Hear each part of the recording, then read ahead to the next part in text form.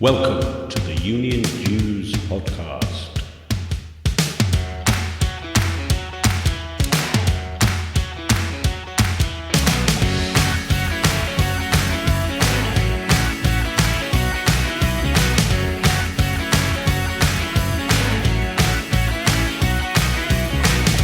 The UK's only all things union podcast, designed for your downloadable digital delight and appreciation. In this special episode, the Horizon IT scandal, which saw the post office's reputation descend into tatters as hundreds of postmasters and mistresses were wrongly convicted, and yet their own union, the NFSP, accused them, their own members, of theft. Hello and welcome to this special edition of the UK's only all things union podcast, Union News. I'm Simon Sapper. The Horizon IT debacle saw hundreds and hundreds of postmasters, postmistresses and employees prosecuted by the Post Office on false allegations of theft, compounded by a methodical cover-up. It's been likened to the Windrush scandal in terms of the severity of impact on its victims and survivors. It's that bad. Now, the reputation of the Horizon project and its backers is currently and justifiably in ruins. We have the incisive judgment handed down by Justice Fraser in the case of Bates and Orr versus the Post Office Limited in December 2019, a subsequent inquiry by a Bayes Select Committee in March 2020, and a public inquiry chaired by retired High Court Judge Sir Win Williams was established first on a non-statutory basis on the 29th of September 2020, and then it was converted into a statutory inquiry with much wider terms of reference and powers on the 1st of June 2021. That inquiry is just about to start taking evidence in person from the victims of the Horizon scandal. Now, a key actor in all this was the representative body for sub-postmasters and mistresses, the National Federation of Sub-Postmasters, the NFSP, colloquially known as the Fed. In my view, it is a jaw-dropping illustration of what happens when union leaderships ignore and then distrust members and then surrender their independence. The Fed was delisted, in other words, had its status as a union revoked in 2014. Investigative journalist Nick Wallace, author of The Great Post Office Scandal, broke the story and then ran with it, persevering despite obstructions from those trying to keep things hidden and disinterest from some who thought the story was too technical, too geeky. We're fortunate to have grabbed Nick for his take on the Fed and where it all went wrong.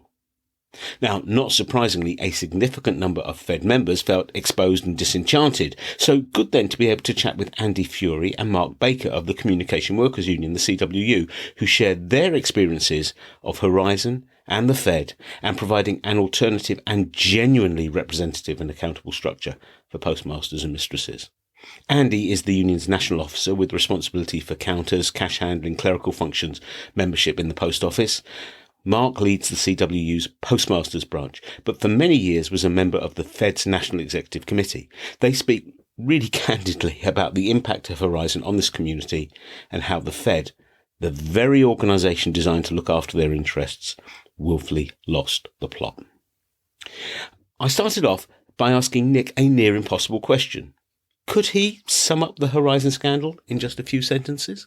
The government decided to automate the post office, cooked up a PFI deal, which would involve a IT system being rolled out into the entire post office estate, front and back end automation for 20,000 individual post offices around the country. The system didn't work when it was rolled out. It never worked properly up until about 2017. But the holes in the accounts that were caused by this faulty computer system were blamed on the sub-postmasters. And if they did not pay them back, even if they did on occasion, the post office would go after the sub-postmasters with their prosecution wing and pursue them through the criminal courts, ending up with 736 convictions over a 14-year period between 2000 and 2014, many of which have now been ruled an affront to the conscience of the court because the post office basically prosecuted these people on faulty IT information. I mean, thank you very much. I mean, for anyone who's not familiar with the scandal, that is an excellent synopsis. And the representative body for those sub-postmasters was, and in their own eyes still is, the National Federation of Sub-Postmasters. Nick, what would you say the role should have been of that representative body in this mess? They should have been listening to the individual sub-postmasters who were putting up their hands and saying that we've got problems that we can't explain, and going back to the post office and saying, you've got to look at your IT system, because these people are saying that they're not stealing the money, their staff aren't stealing the money. So the only other reason has to be the IT system. And although that may have happened on the ground in some cases, it was not taken seriously by the leadership or the management. And the reason for this was A, because they didn't really understand the computer system and didn't seem to take any steps to do so, and B, because they'd bet the farm on it. They realized that the reduction in footfall due to the number of benefits that the government were depositing straight into recipients' bank accounts meant that there would be less trade coming into their individual postmasters' post offices. Now, that mattered because each sub-postmaster is an agent of the post office. They're independent small businesses. And if their trade is falling off, then they need to find some other ways of increasing that footfall into the post office so that they can make money. And the automation of the post office system through this Horizon IT system was all about operability and functionality, and allowing banking services and allowing electricity companies to allow customers to pay their bills through it, etc. So telling these potential new clients, among the electricity companies, amongst the banks, amongst the many other insurance services perhaps that could be offered through the system, telling these potential clients that the Horizon system was a bulletproof gold standard system was absolutely essential to maintain the value of the members' businesses. And so the NFSP clearly took a policy decision that it was better for the good of the whole membership if a few individuals got thrown under the bus and were prosecuted by the post office, and they didn't ask too many questions about it, then they allowed any debate or discussion about the integrity of the Horizon IT system. And as late as 2015, the General Secretary of the NFSP sat in Parliament and told MPs who had been listening to the concerns of postmasters and their colleagues within the House of Commons who were worried about the IT system. The General Secretary of the NFSP told the MPs that there was nothing to worry about, that the post office hadn't put a foot wrong on Horizon, and insinuated that a lot of the people who were complaining about their convictions were creating a cottage industry and a little scam for themselves, a scheme for themselves, whereby they could potentially get their names cleared. And that was George Thompson at the time. Yeah. So the function of unions has often been described as being canaries in coal mines. It sounds as if the behaviour of the NFSP leadership at that time was not to listen to the canary, but to smother it. Yeah, that's a fair enough summary. And don't forget, this was going on in Crown offices as well, where CWU represented the vast majority of workers. And whilst the CWU had by 2015 woken up to the problems with Horizon by listening to the campaigners and the MPs in Parliament, for the first part of this century, essentially a good sort of 8 or 9 years, the CWU wasn't doing much in terms of helping people who were being prosecuted from Crown offices either. Well, I mean, I think it's fair to say that anyone in the post office network who handled money and had a customer interface was at risk of being caught by the Horizon deficiencies. And of course, that will include CWU represented grades as well as those that were represented by the NFSP. Do you feel that the NFSP has ever recognised the problems that its stance particularly caused? Because I hear what you say about the CWU, and obviously listeners will know that that's a union very close to my heart.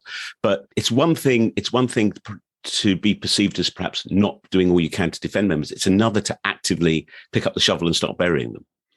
Yeah, I think the NFSP needs to recognise it did things badly wrong. It has essentially disavowed the previous leadership under George Thompson, but it hasn't really properly examined the role of its members in essentially abetting the post office's prosecution machine. And I think it would be instructive if there were to be a bit of soul searching on behalf of the current leadership to look at what it was doing. But of course, they want to draw a line under it and move on, as any organization does. To me, it's unforgivable that, as far as I'm aware, neither the CWU or the NFSP were keeping a tally of the number of prosecutions that were going on in the early part of this century. It seems no one was. Even the Post Office claimed that it didn't have the figures until the post-conviction disclosure exercise that it started undertaking last year. Why wasn't the justice system, why wasn't the government, why weren't the courts, why weren't the unions counting the number of prosecutions that were going on around the country so that someone could have seen the scale of what was happening? One of the things that your own investigative work has done, Nick, has been revealed that the scale of this was off the scale in terms of what one could have expected or considered. I think it's been termed the biggest scandal in terms of public accounting, in terms of public money, since the contaminated blood scandal. And I think that's probably about right, isn't it? I mean, it's up there with Windrush and contaminated blood in terms of the harms that have been done to people. Of course, it's not a physical harm in the way that the contaminated blood scandal was. But so many of these sub-postmasters were very, very visible people within their communities. And they had a sense of pride in the way they served their community. And they were proud to be aligned with a 300-year-old institution. And so their fall from grace was very, very public. And they were incredibly isolated as well, don't forget. I mean, this was happening in the early 2000s, and a lot of these people weren't very internet savvy themselves. So they didn't have much communication with other sub-postmasters. And one of the most egregious lies told to them by the Post Office was that they were the only people querying problems with the Horizon IT system. And that had a dual effect. One, it dampened down any possibility that they might find other people who were suffering from the same problems, but it also caused all sorts of mental health problems because people began to doubt their own sanity when they were looking at numbers going wrong on the computer screen and were being told that it was only them.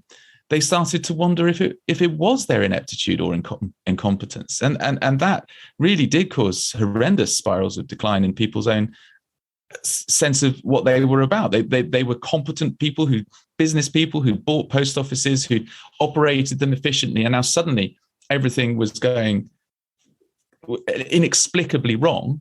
And yet they were lied to by investigators and contract managers and potentially prosecutors who told them that they were the only ones having problems with that. And that particular line has never been properly unpicked. But Sir Win Williams is currently running the statutory inquiry into this scandal. It's very keen, I think, to actually get to the bottom of all that. Indeed. I mean, what do you hope will be the outcome from the public inquiry?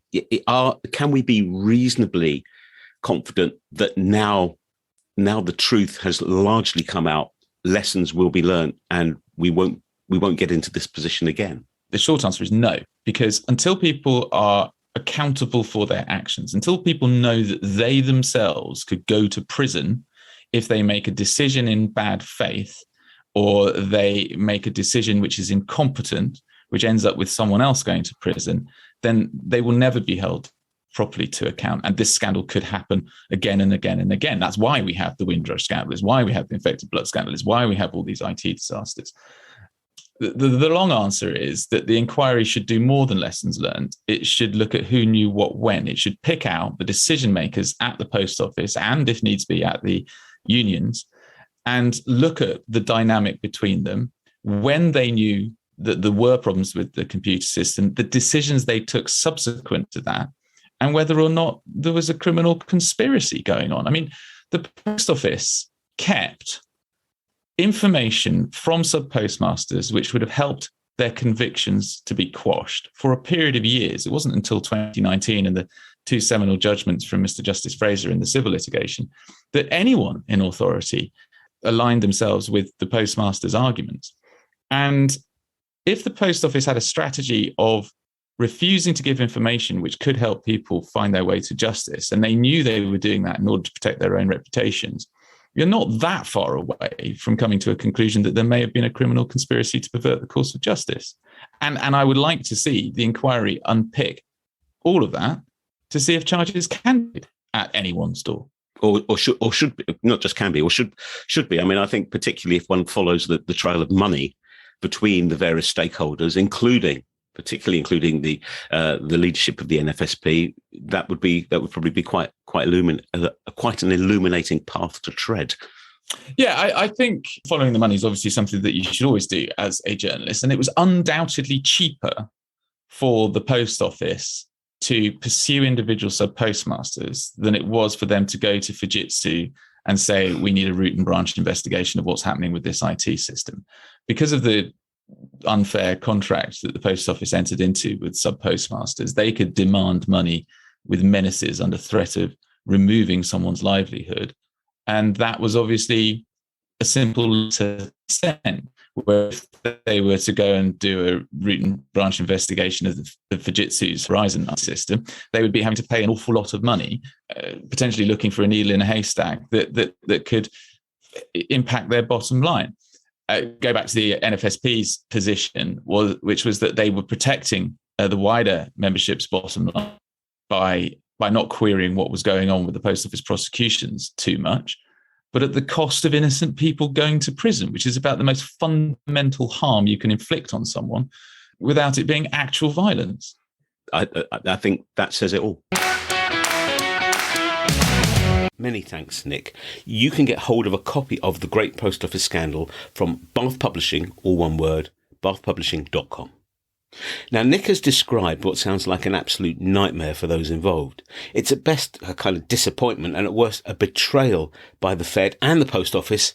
And of course, the point Nick makes about the deliberate isolating of those accused, being told that they were the only ones in this position, really caused a problem in trying to build a picture of how widespread the issue was in real time.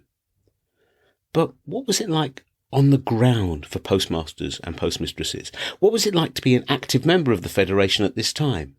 There are very few people who know better than Mark Baker, former member of the NFSP National Executive and now the Secretary of the CWU Postmasters Branch. I was delighted to welcome Mark and National CWU Officer Andy Fury to the Union Dues podcast, and I started by asking Mark for his reflections on his time as an NFSP activist. Wasn't particularly happy one. There was always this atmosphere of things were not quite right with this organisation that I'd played a senior role in. I came from the CWU originally. I was a postal officer in Worthing Head Post Office, was branch secretary for a while of the clerical grades branch in the union, and then got caught up in the Head Post Office regrading programme. And we're going back now to the 70s, and eventually, I was being moved from one head office to the next. My wife and I, who was also a post officer, we said enough's enough. So we bought our own sub-post office. And of course, the only union you could join as a postmaster was the NFSP. Now, it was a registered trade union. Its history of that organisation is hundreds of years old, about 300-400 years old, and predates trade unions. It was set up originally as a guild that postmasters joined. And then at some point in the early 70s, somebody had worked out that there were tax benefits, VAT benefits, if the organisation registered to become a trade union, which they did. Now, this was before the certification officer, so there was no hoops to jump through. You just followed the necessary paperwork and put yourself on the list of trade unions. And then they qualified for all the advantages a trade union gets. Quasi-corporate body, that they had the protection of, say, certain legal protections rather than being an unincorporated association. Then the certification officer department was formed and launched, but for reasons that are unexplained, the original certification officer and his successors over the years never went and examined the list of trade unions that they'd inherited. So they never did any kind of tests to see whether you qualified to be a trade union. Plenty of organisations applied to be a trade union and were rejected because they didn't meet the criteria. But the existing list was never examined to ensure as to whether or not they met the criteria. I'll wind you back to when I joined the NFSP. And as I said at the beginning, I was suspicious about the way they operated. They always seemed to side with the post office. And the only way to find out what was really going on was to campaign and get myself elected onto the Executive Council, which I eventually succeeded in doing. And even getting there, I didn't really get the answers I was looking for, because there was like an Executive Council within the Executive Council. And it was in that small nucleus of people, probably 2 or 3, led by their then General Secretary, who at the time was a guy called Colin Baker. They kept things very tight, and the full Executive Council didn't really understand quite what was going on between the Federation and the Post Office.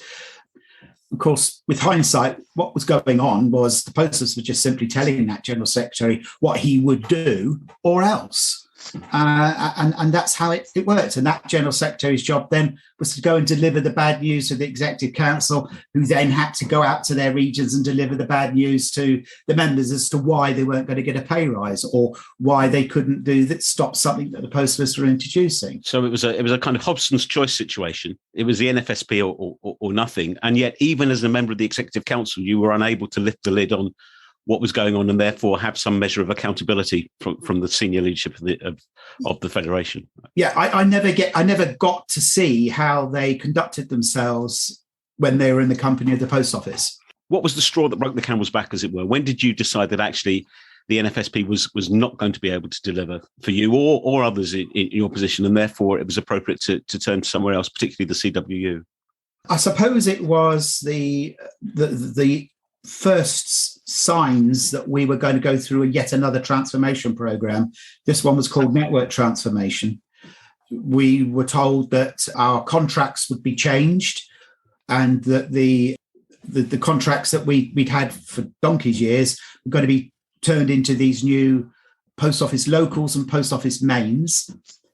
It was going to mean that we would lose what we have something called a core tier payment, which is basically a fixed amount of pay to help you manage the costs of running a branch. That was going to go, and you were going to go on commission-based only pay, and you had to have your office refurbished and reconfigured to meet the new standard. It was a huge program, and it was actually quite a scary one. But in the early days, it was voluntary. But nevertheless, I could see, as did a colleague of mine called Nippy Singh, I could see where this was going to end up. And we tried to campaign against the Post Office launching this program. And that, because the Executive Council had voted to support it, we were out of line with Federation policy. And essentially, they made life really difficult for Nippy and I. I resigned before I could be sacked, basically. And right.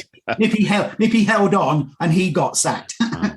So Andy, the CWU obviously is was the obvious refuge, an antidote to the Federation's delinquency and the plight of its members. But how did the union organise, and what kind of advice and support could it offer, and does it offer? Okay, so the first point here was that the CW did try to work with the Federation of Sub-Postmasters, and I was in meetings with the senior leaders, including the General Secretary, the last couple of General Secretaries of the Fed, and I've got to say I wasn't impressed with their demeanour or their attitude or approach. We try and work with our sister unions, Unite, who represent the managers, and we have a good relationship with Unite, but the Fed was something else. It was evident to me from the outset that they were in the pocket of the Post Office, or the Post Office were the puppeteers and pulling the strings. So when Mark initially approached the CW to see if we could form an alliance or work together more closely, I was very keen to do so, because I think the postmasters' problems are very much aligned to the directly employed staff's problems as well. There's a synergy there, and it's a natural synergy that the bosses of the Post Office treat everybody as if they're rubbish. I could use stronger language, but I won't. Essentially, I felt that if we could bring together all interested parties and have an alliance, then that would make us stronger in being able to shape the future and to be able to resist the worst excesses of the Post Office Board.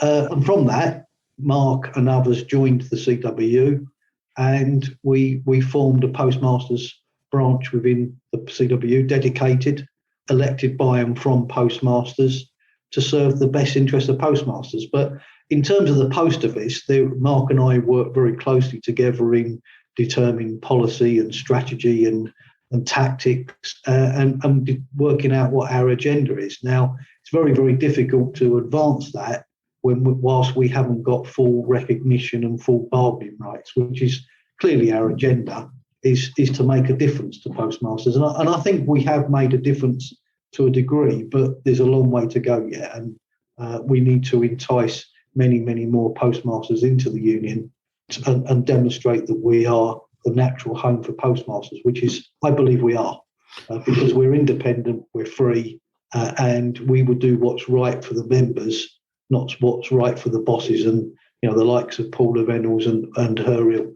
People need to understand, don't they, that actually postmaster CW is not recognised by the employer in a normal way for collective bargaining, and yet there is nowhere else for postmasters to go. So it seems to be that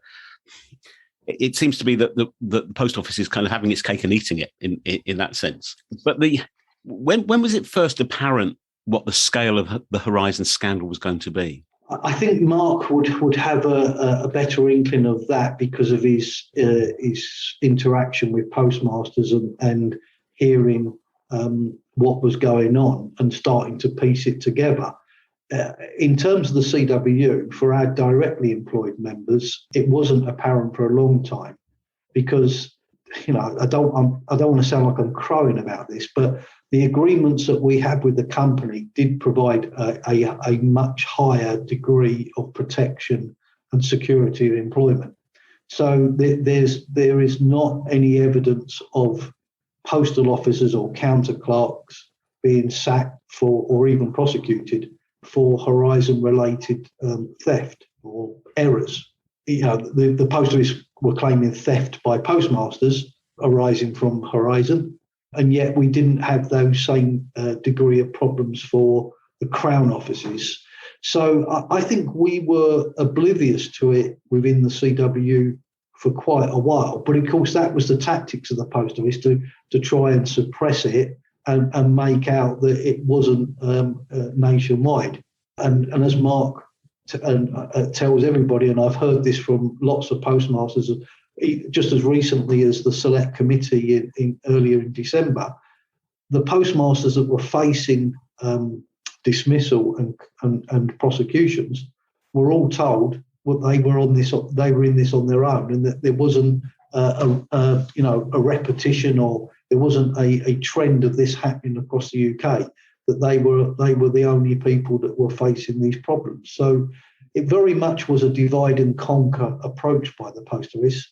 And that's very difficult when you've got 14,000 postmasters, as was at the time, disparately across the UK. And that's why they needed a strong trade union to organise and to protect them and to communicate with them. And they didn't have that, unfortunately. Yeah. So I think Mark can speak more about when it became apparent to him and others within the Federation. Yeah, Mark, I mean, your view on that would be really interesting. And also what your hopes are for the Wynne-Williams inquiry that's now really getting into its stride, or is due to get into its stride in February, certainly. Well, it was a gradual build-up of revelations, really, and suspicions suddenly becoming no longer suspicions, but actual founded concerns that this computer system was causing some of the discrepancies. The problems with Horizon goes back to my Federation days. I was the executive officer for we had 12 regions, and my region was the South West and South Wales region. Members who would be suspended, I would get told, if they were a Federation member, I would get told that they'd been suspended, and I would contact them to say, what can I do to help?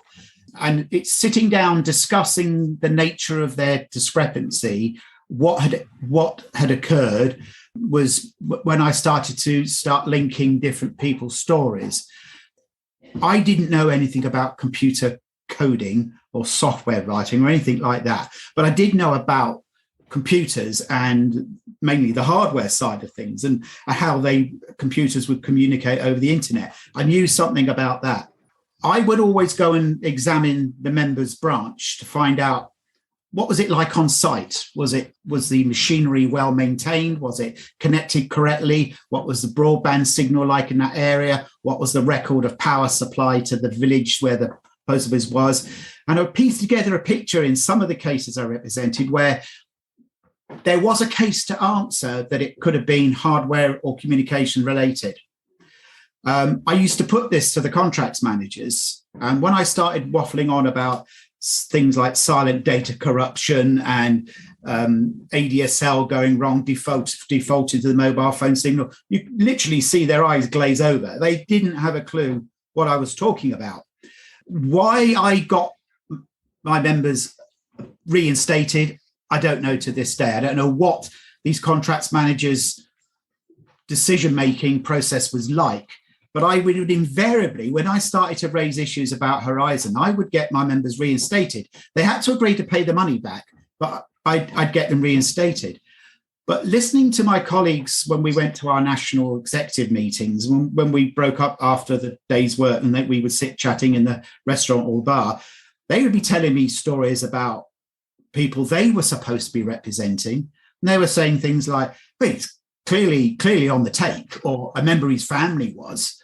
And they were not putting up any fight for them because they believed that they were bad apples.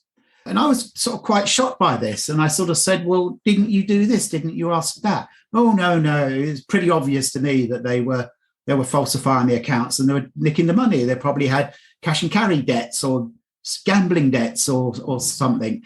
They weren't prepared to consider it could be the computer. And I believe that's because they couldn't articulate what it could be wrong with the computer. So I had these cases that literally only within my region that I used to examine and start linking them. And then it really went up several gears when Second Sight were engaged to do their examination of the computer system. And of course, they were looking at the software side rather than the actual hardware and the infrastructure. But when they made their reports, it became very clear to me that we've got a national and major problem with this computer system. And they also confirmed some of the things that I was sort of amateurishly trying to identify, that indeed, yeah, if there wasn't good power, if there wasn't a good communication supply, and if the equipment wasn't kept maintained, yeah, discrepancies could be caused by that. So we were starting to get explanations, technical explanations about these discrepancies. But nevertheless, the post office went on in their default mode, and therefore so did the Federation, that no, it's the postmaster stealing, or they're just incompetent. They didn't do their training properly, or they were not prepared to consider for one moment it could be something to do with the Horizon system. Yeah. And then we went along like that. We had 2 Second Sight reports. Nothing improved. We were finding out that there were things called a national suspense account that was full of unreconciled transactions. Well, whose were these transactions? To whom did they belong to? And it's when Second Sight started to investigate that's when they got sacked, because they were getting too close to the truth. And then the organisation called Justice for Sub-Postmasters Alliance was set up. I shadowed that, and I got obviously some of our own. By then we'd had the CW Postmasters branch up and running, and some of our members were part of the JFSA. So I used to get information about what was going on, and they were building a good head of steam. It took them some time to get proper legal funding for them to launch litigation, but eventually they managed to do it. And we headed off to the High Court, where lots of stuff came out about things I had no idea was going on, particularly the Horizon Issues trial, where expert witnesses were being called in and revealing things that, Fujitsu engineers logging on without leaving any trace to postmasters' accounts and altering them. Things like that. And my jaw was hitting the floor on a daily basis listening to all this stuff. And to think the way some people had been treated when it was, in my opinion, was clearly not their fault. when all this stuff was going on behind the scenes. And I suppose it's a question of how much knowledge of that did the NFSP have. It certainly wasn't at basic executive council level, but I think the people that went on to something they called a negotiating committee and the assistant general secretary and the general secretary, I'm pretty sure they must have had some discussions with the post office about some of these things. Well, if nothing else, if you've got over 500 people out of your membership or potential membership getting convicted, are you really going to say they're all on the take? They're all criminals? It's just, that's what I can't get my mind around. It's happening so often to so many people with such devastating consequences, and yet the NFSP stuck to its line. The thing is, though, I was completely dumbfounded when I found out the numbers of people that have been convicted. I had no idea the post office were taking these convictions, because unless they were a member of the Federation and later the Postmasters branch, unless that person was directed towards the Federation or the CW for help, you wouldn't know they'd been arrested and then prosecuted, because the last thing a postmaster would want anyone to know is he was in that kind of trouble. Indeed. He'd keep it really quiet. Indeed, it was a key component of what I think is rightly regarded as a cover-up. Yeah. So what are the hopes then that you both of you have for the Wynne Williams inquiry? Is this the opportunity to really set the record straight? Because the convictions are being overturned, for example, but there are still there's a long way of that road to run until every unfair conviction has been turned over. Yeah. Andy, I mean, look, I think the first thing we should say here is that postmasters are pillars of society, and generally speaking, they are good people that want to do their bit for the local community. Look, in all walks of life, there's always occasionally a bad apple in a barrel, but to the scale that the level of prosecutions that took place, and indeed the number of dismissals that didn't go to prosecutions, I mean, it's just phenomenal. I mean, and the scale tells you that this was a deliberate policy of the post office to get rid of postmasters. I think it was a way of shutting post offices. It was a way of reducing costs. I mean, it's just outrageous. And there's no doubt in my mind that the Federation was in cahoots with this, because no representative body that has a membership-based organisation could have been oblivious to what was going on in terms of the scale, and for so long. Even as recently as 2015, at the BES Select Committee that Mark and I gave evidence to, we sat at the same timescales period for giving evidence with the then General Secretary, a guy called George Thompson, and he robustly defended Horizon as being wonderful, and in essence, well, critically said, look, everybody that's been prosecuted is a thief, and they deserve to be convicted and imprisoned and so on and so forth. And this was the General Secretary in 2015 saying this about his members. I mean, look, if there was any proof needed as to how much the Federation was in the pocket of the post office, I'd urge people to go and have a look at that recording of that BES Select Committee, and in particular the contributions by the then General Secretary George Thompson. It's nothing short of a disgrace, and hopefully that will be exposed and challenged by Sir Wynne Williams. I'm really hoping that Sir Wynne Williams is going to subpoena people to come and give evidence, people that probably will be very reluctant or reticent to show their face at the inquiry, which is now on a judicial basis of footing, which we called for in the CW. Initially, it was set up as a non-judicial inquiry, and so Wynne Williams has now got the teeth to bring people to account, and certainly senior people within the Federation need to be asked some very searching, very tough questions as to what they knew and what they either turned a blind eye to. Why do this? If you purport to want to represent people, and if you are genuine in wanting to see the best that could possibly happen for those people in terms of their working lives and the way that they are treated by the company. It goes against everything that's in your DNA to allow for people to be dismissed and prosecuted. So it tells me that the people at the very top of the Federation must have had an agenda about themselves. They must have been self-motivated about self-preservation. And even to today, there's problems because, astonishingly, the Post Office to this day pays directly to the Fed the membership subscriptions for postmasters. This is something akin to what you'd expect to have seen back in Russian days when Stalin was the dictator there. It just beggars belief. That needs to be, that situation needs to be ceased because, I'm a great believer that you're not going to bite the hand that feeds you, and clearly the Post Office is feeding the Federation here. So in terms of Sir Win Williams, we have high hopes that Sir Win Williams' inquiry will get to the bottom of what's gone on here. There's lots of things that need to be put right, but we also need to know who was responsible for all of this, not just within the Federation, but also within the Post Office and government, because throughout the piece, there's been somebody sitting on the Post Office board from what's called BES now, was the BTI or BES. The government through UKGI has had a board member sitting on the Post Office board throughout this. So, there's lots of people that are culpable here, government, Post Office, and indeed the organisation that was there to protect postmasters, the Federation of Sub-Postmasters.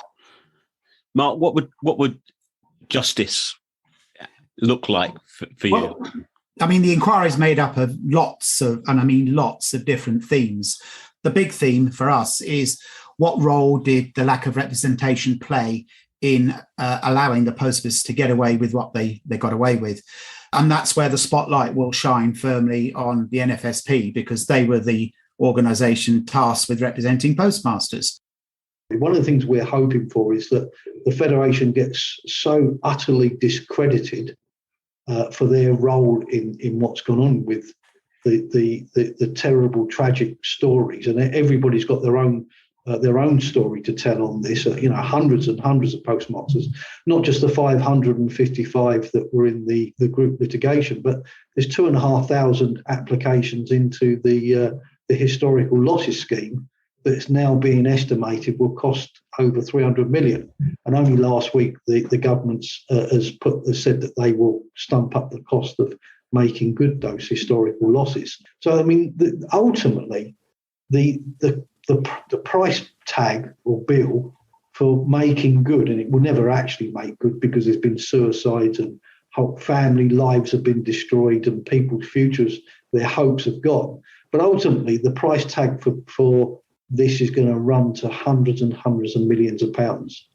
And that's all because of the people in charge at the Post Office, aided and abetted by the Federation. And that's one of the questions Sir Win has got to ask himself and provide the answer in his final report is, what measures does he have to recommend to government that need to be put in place that are not currently in place?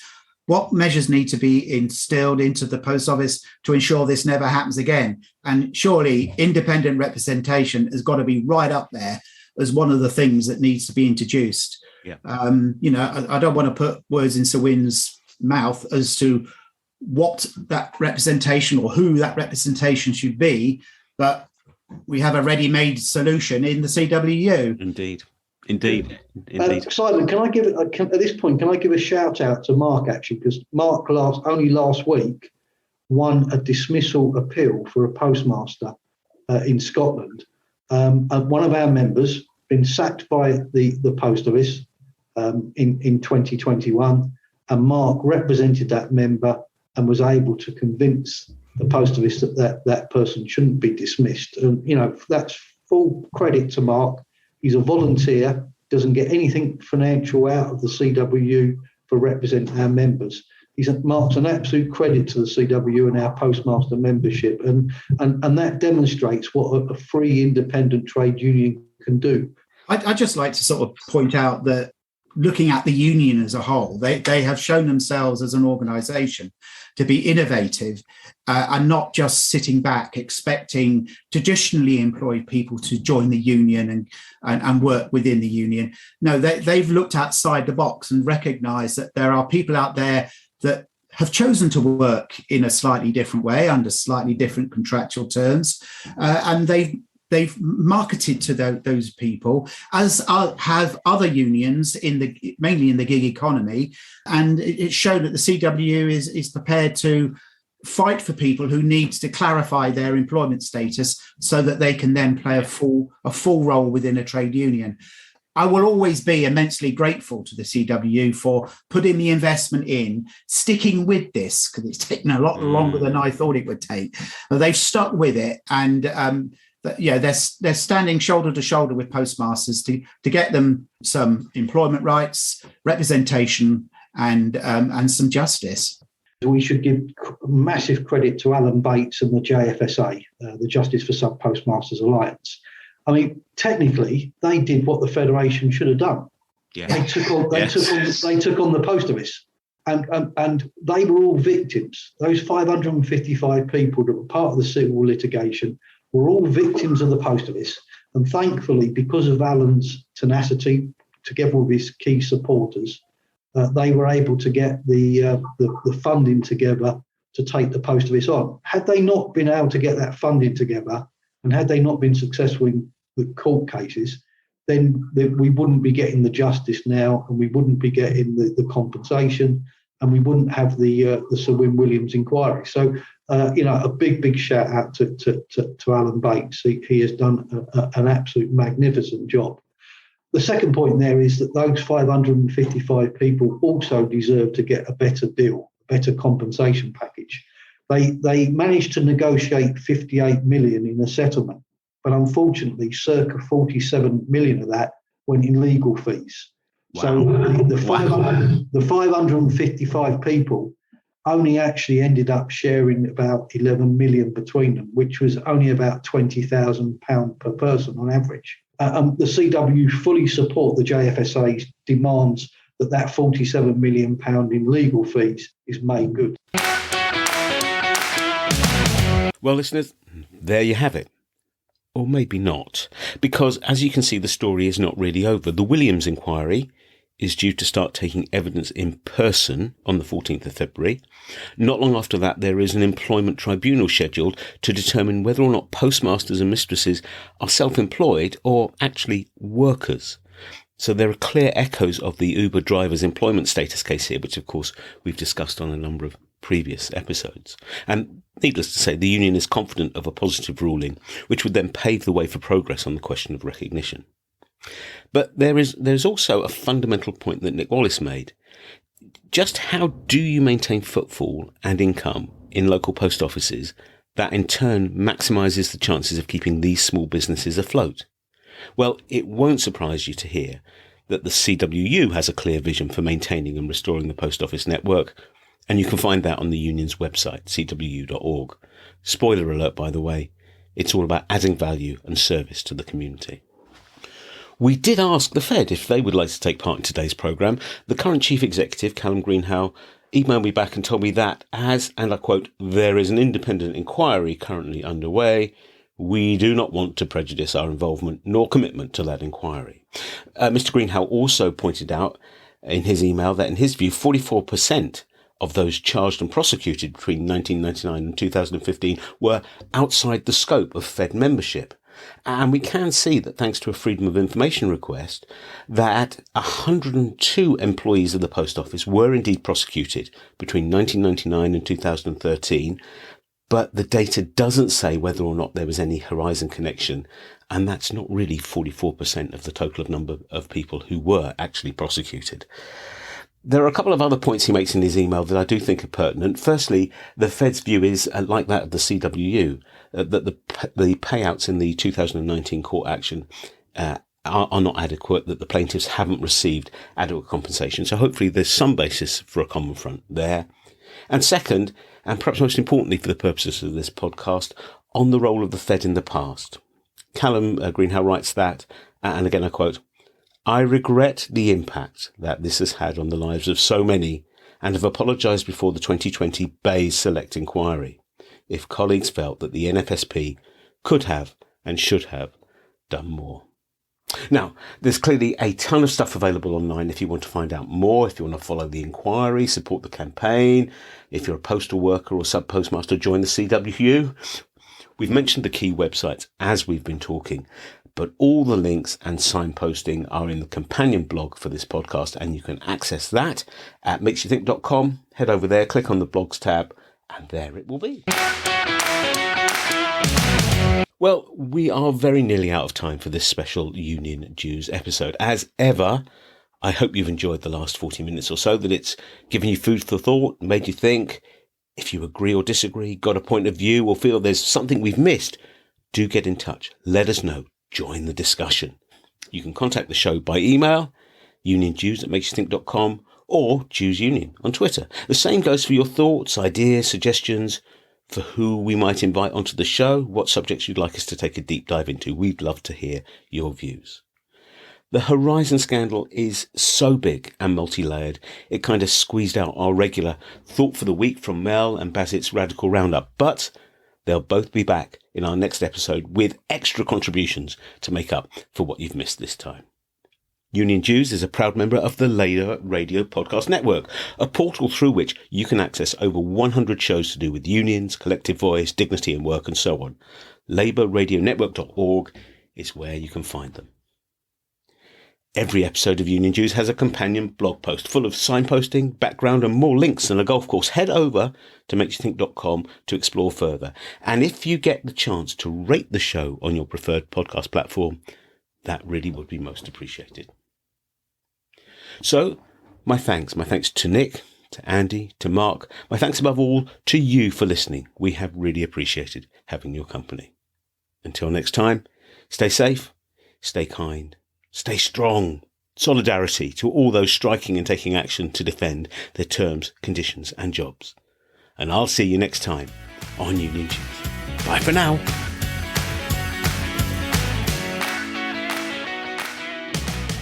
The Union Dues podcast is presented by me, Simon Sapper.